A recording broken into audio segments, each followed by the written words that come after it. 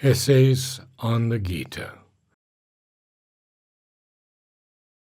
Chapter 3. The Human Disciple. Such, then, is the divine teacher of the Gita, the eternal avatar, the divine who has descended into the human consciousness, the Lord seated within the heart of all beings.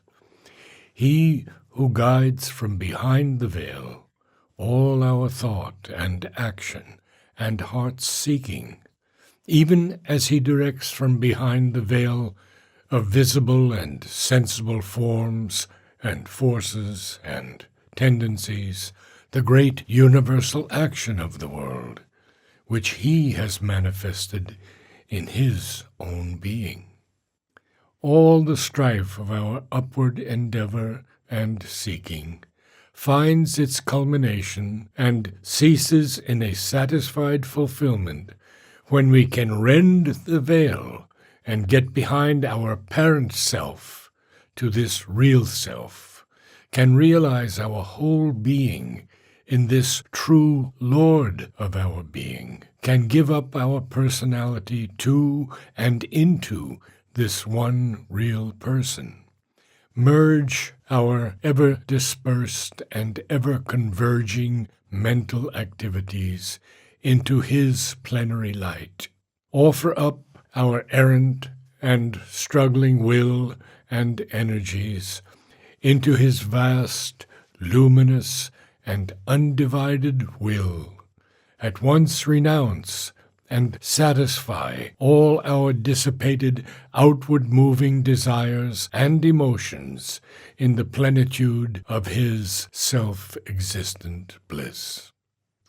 This is the world teacher, of whose eternal knowledge all other highest teaching is but the various reflection and partial word.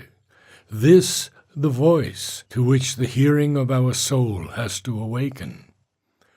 Arjuna, the disciple who receives his initiation on the battlefield, is a counterpart of this conception. He is the type of the struggling human soul who has not yet received the knowledge, but has grown fit to receive it by action in the world, in a close companionship and an increasing nearness to the higher and divine self in humanity. There is a method of explaining the Gita in which not only this episode, but the whole Mahabharata is turned into an allegory of the inner life and has nothing to do with our outward human life and action, but only with the battles of the soul and the powers that strive within us for possession. That is a view which the actual language of the epic does not justify, and if pressed, would turn the straightforward philosophical language of the Gita into a constant, laborious, and somewhat puerile mystification. The language of the Veda, and part at least of the Puranas, is plainly symbolic, full of figures and concrete representations of things that lie behind the veil. But the Gita is written in plain terms and professes to solve the great ethical and spiritual difficulties which the life of man raises, and it will not do to go behind this plain language and thought and wrest them to the service of our fancy. But there is this much of truth in the view, that the setting of the doctrine, though not symbolical, is certainly typical, as indeed the setting of such a discourse as the Gita must necessarily be, if it is to have any relation at all with that which it frames. Arjuna, as we have seen, is the representative man of a great world struggle and divinely guided movement of men and nations. In the Gita, He typifies the human soul of action, brought face to face through that action in its highest and most violent crisis with the problem of human life and its apparent incompatibility with the spiritual state or even with a purely ethical ideal of perfection. Arjuna is the fighter in the chariot with the divine Krishna as his charioteer. In the Veda also we have this image of the human soul and the divine riding in one chariot through a great battle to the goal of a high aspiring effort, but there it is a pure figure and symbol. The divine is there, Indra, the master of the world of light and immortality, the power of divine knowledge, which descends to the aid of the human seeker, battling with the sons of falsehood, darkness, limitation, mortality. The battle is with spiritual enemies who bar the way to the higher world of our being, and the goal is that plane of vast being, resplendent with the light of the supreme truth and uplifted to the conscious immortality of the perfected soul, of which Indra is the master. The human soul is Kutsa, he who constantly seeks the seer knowledge, as his name implies, and he is the son of Arjuna, or Arjuni, the White One, child of Switra, the White Mother. He is, that is to say, the sattvic, or purified and light-filled soul, which is open to the unbroken glories of the divine knowledge. And when the chariot reaches the end of its journey, the own home of Indra, the human Kutsa has grown into such an exact likeness of his divine companion that he can only be distinguished by Sachi, the wife of Indra, because she is truth-conscious. The parable is evidently of the inner life of man. It is a figure of the human growing into the likeness of the eternal divine by the increasing illumination of knowledge. But the Gita starts from action, and Arjuna is the man of action and not of knowledge, the fighter, never the seer or the thinker.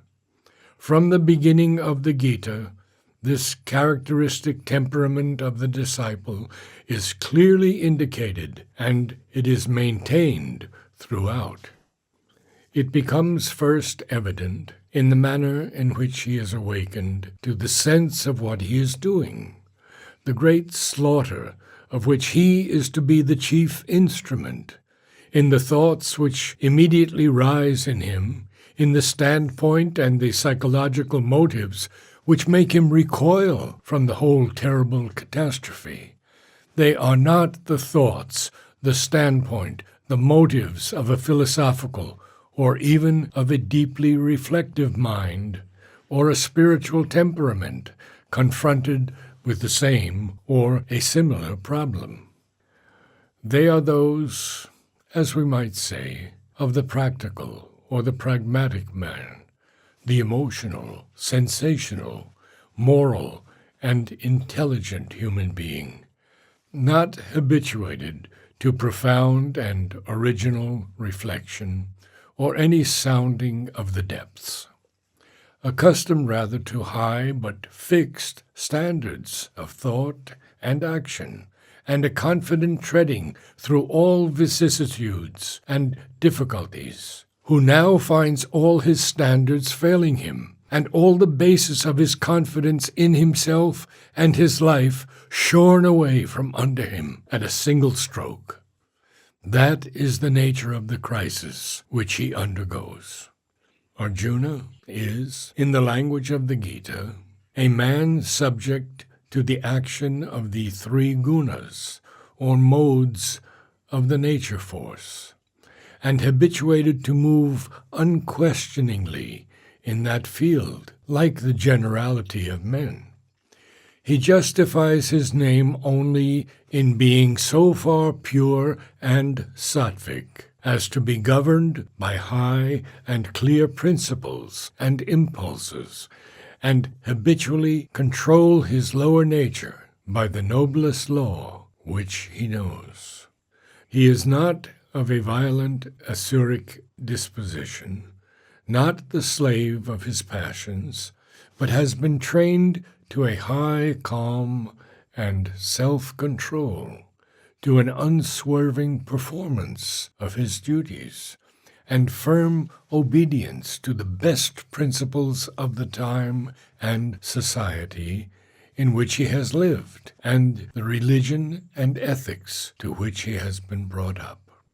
He is egoistic, like other men, but with the purer or sattvic egoism, which regards the moral law and society and the claims of others, and not only or predominantly his own interests, desires, and passions.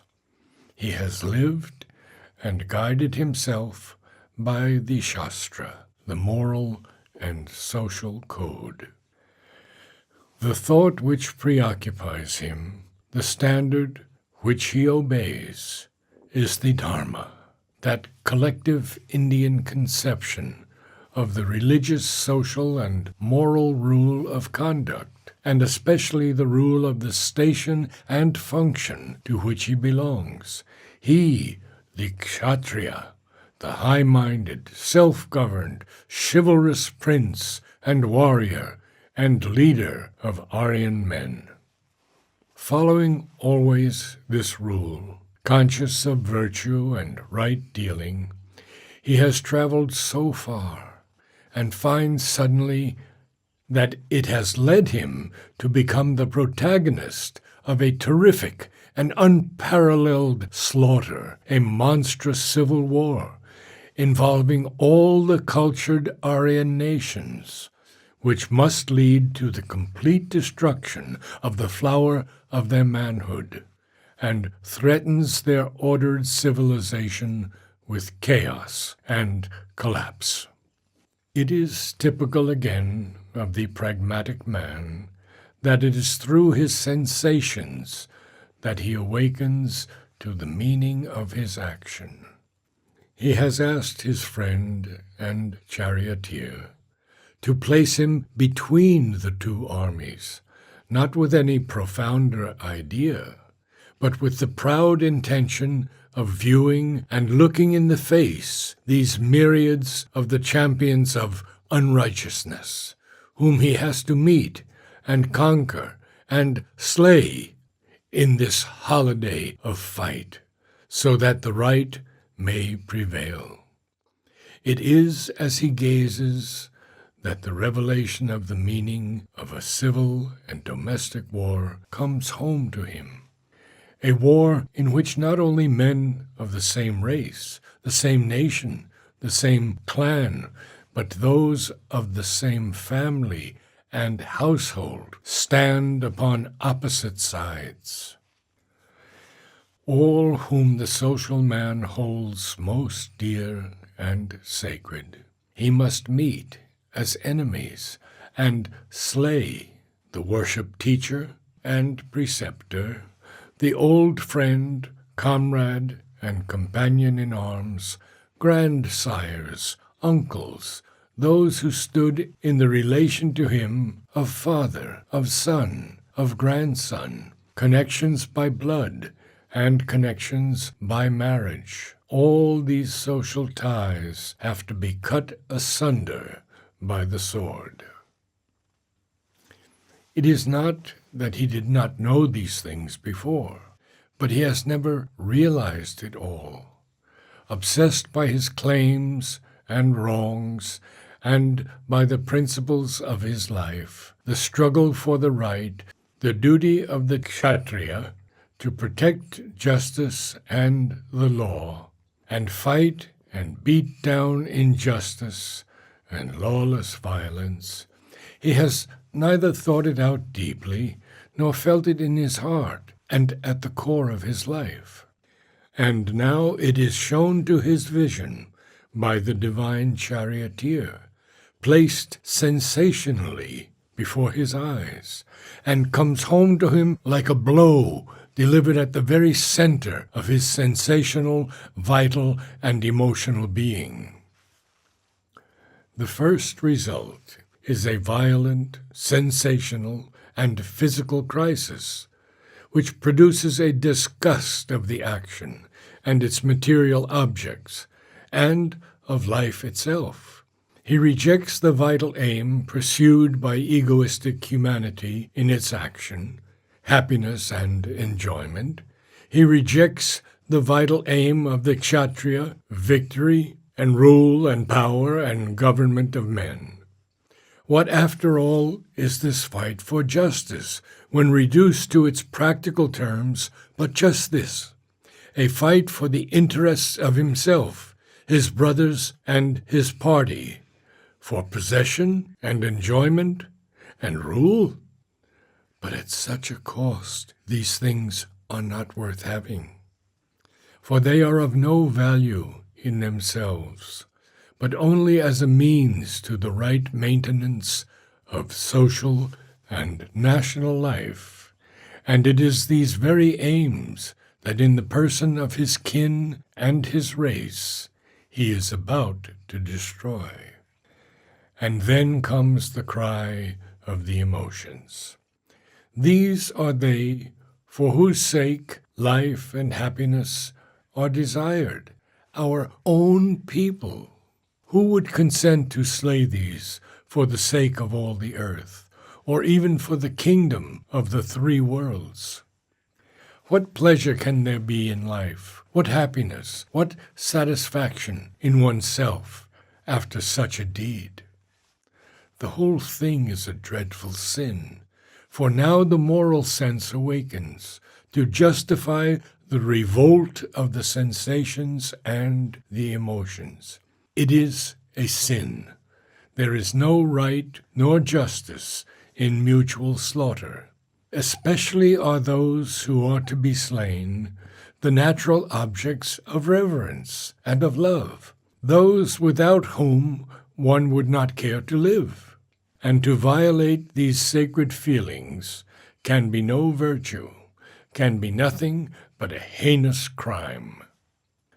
Granted that the offense, the aggression, the first sin, the crimes of greed and selfish passion, which have brought things to such a pass, came from the other side. Yet armed resistance to wrong under such circumstances would be itself a sin and crime worse than theirs, because they are blinded by passion and unconscious of guilt, while on this side it would be with a clear sense of guilt that the sin would be committed. And for what? For the maintenance of family morality, of the social law and the law of the nation? These are the very standards that will be destroyed by this civil war. The family itself will be brought to the point of annihilation. Corruption of morals and loss of the purity of race will be engendered. The eternal laws of the race and moral law of the family will be destroyed. Ruin of the race, the collapse of its high traditions, ethical degradation, and hell for the authors of such a crime, these are the only practical results possible of this monstrous civil strife. Therefore, cries Arjuna, casting down the divine bow and inexhaustible quiver given to him by the gods for that tremendous hour, it is more for my welfare that the sons of Dhritarashtra, armed, should slay me, unarmed and unresisting. I will not fight.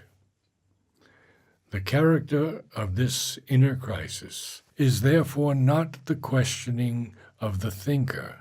It is not a recoil from the appearances of life and a turning of the eye inward in search of the truth of things, the real meaning of existence, and a solution or an escape from the dark riddle of the world. It is the sensational, emotional, and moral revolt of the man hitherto satisfied with action and its current standards, who finds himself cast by them into a hideous chaos, where they are in violent conflict with each other and with themselves, and there is no moral standing ground left, nothing to lay hold of and walk by, no dharma. Dharma means literally that which one lays hold of, and which holds things together: the law, the norm, the rule of nature, action, and life. That, for the soul of action in the mental being, is the worst possible crisis, failure, and overthrow. The revolt itself is the most elemental and simple possible. Sensationally, the elemental feeling of horror, pity, and disgust. Vitally, the loss of attraction and faith in the recognized and familiar objects of action and aims of life. Emotionally, the recoil of the ordinary feelings of social man. Affection, reverence, desire of a common happiness and satisfaction, from a stern duty outraging them all. Morally, the elementary sense of sin and hell, and rejection of blood-stained enjoyments. Practically, the sense that the standards of action have led to a result which destroys the practical aims of action. But the whole upshot is that all-embracing inner bankruptcy, which Arjuna expresses when he says that his whole conscious being, not the thought alone, but heart and vital desires and all, are utterly bewildered and can find nowhere the Dharma, nowhere any valid law of action. For this alone, he takes refuge as a disciple with Krishna. Give me, he practically asks, that which I have lost: a true law, a clear rule of action, a path by which I can again confidently walk. He does not ask for the secret of life or of the world, the meaning and purpose of it all, but for a dharma. Yet it is precisely this secret for which he does not ask, or at least so much of the knowledge as is necessary to lead him into a higher life, to which the divine teacher intends to lead this disciple. For he means him to give up all dharmas, except the one broad and vast rule of living consciously in the divine and acting from that consciousness. Therefore, after testing the completeness of his revolt from the ordinary standards of conduct, he proceeds to tell him much that has to do with the state of the soul, but nothing of any outward rule of action. He must be equal in soul, abandon the desire of the fruits of work, rise above his intellectual notions of sin and virtue, live and act in yoga with a mind in samadhi, firmly fixed, that is to say, in the divine alone. Arjuna is not satisfied. He wishes to know how the change to this state will affect the outward action of the man, what result it will have on his speech, his movements, his state, what difference it will make in this acting, living human being. Krishna persists merely in enlarging upon the ideas he has already brought forward, on the soul state behind the action, not on the action itself. It is the fixed anchoring of the intelligence in a state of desireless equality that is the one thing needed. Arjuna breaks out impatiently, for here is no rule of conduct such as he sought, but rather, as it seems to him, the negation of all action. If thou holdest the intelligence to be greater than action, why then dost thou appoint me to an action terrible in its nature? Thou bewilderest my understanding with a mingled word. Speak one thing decisively, by which I can attain to what is the best.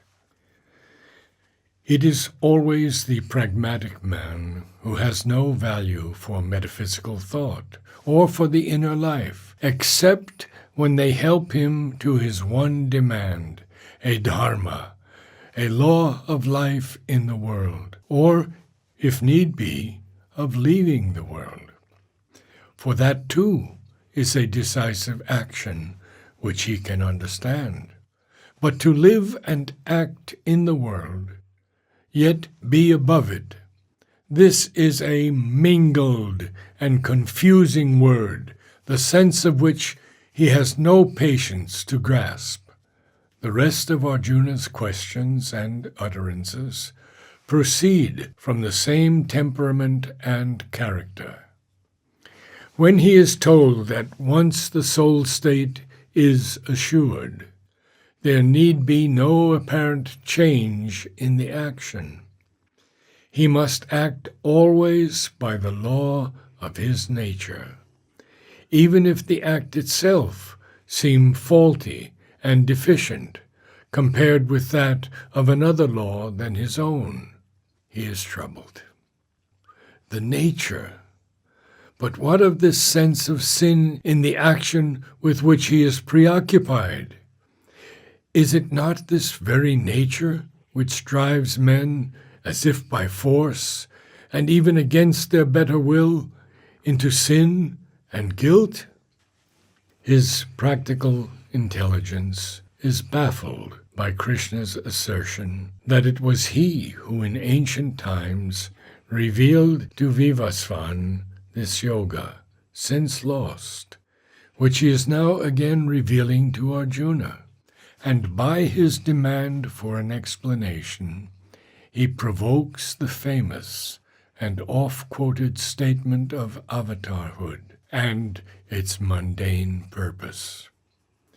He is again perplexed by the words in which Krishna continues to reconcile action and renunciation of action, and asks once again for a decisive statement of that which is the best and highest, not this mingled word.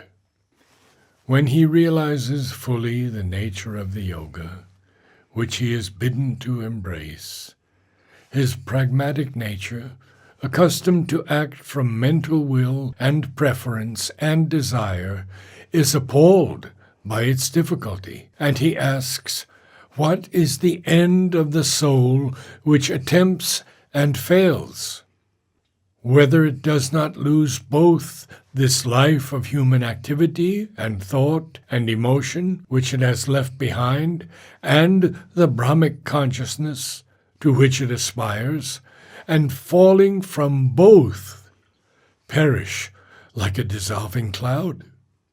When his doubts and perplexities are resolved, and he knows that it is the divine which must be his law, he aims again and always at such clear and decisive knowledge as will guide him practically to this source and this rule of his future action. How is the divine to be distinguished among the various states of being which constitute our ordinary experience? What are the great manifestations of its self-energy in the world in which he can recognize and realize it by meditation. May he not see, even now, the divine cosmic form of that which is actually speaking to him through the veil of the human mind and body? And his last questions demand a clear distinction between renunciation of works and this subtler renunciation he is asked to prefer. The actual difference between Purusha and Prakriti, the field and the knower of the field, so important for the practice of desireless action under the drive of the divine will. And finally, a clear statement of the practical operations and results of the three modes of Prakriti which he is bidden to surmount. To such a disciple, the teacher of the Gita gives his divine teaching. He seizes him at a moment of his psychological development by egoistic action, when all the mental, moral, emotional values of the ordinary egoistic and social life of man have collapsed in a sudden bankruptcy, and he has to lift him up out of this lower life into a higher consciousness, out of ignorant attachment to action into that which transcends, yet originates and orders action, out of ego into self, out of life in mind, vitality, and body, into that higher nature beyond mind, which is the status of the divine. He has, at the same time, to give him that for which he asks, and for which he is inspired to seek by the guidance within him, a new law of life and action, high above the insufficient rule of the ordinary human existence, with its endless conflicts and oppositions, perplexities and illusory certainties, a higher law by which the soul shall be free from this bondage of works, and yet powerful to act and conquer in the vast liberty of its divine being. For the action must be performed. The world must fulfill its cycles, and the soul of the human being must not turn back in ignorance from the work it is here to do. The whole course of the teaching of the Gita is determined and directed, even in its widest wheelings, towards the fulfillment of these three objects.